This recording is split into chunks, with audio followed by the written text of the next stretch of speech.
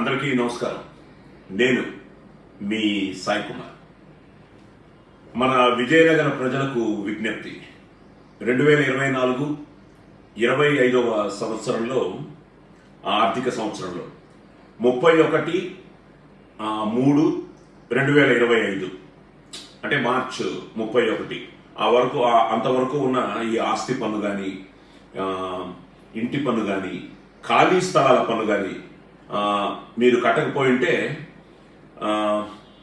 మీకు ఒక మంచి అవకాశం ఏంటంటే, ఈ నెల అంటే 30/4/2025 ఈ తేదీలోపు మీరు ఈ పన్నులన్నీ ఏకమొత్తంగా కట్టేస్తే మీరు చెల్లించాల్సిన వడ్డీలో 50% రాయితీని పొందొచ్చు.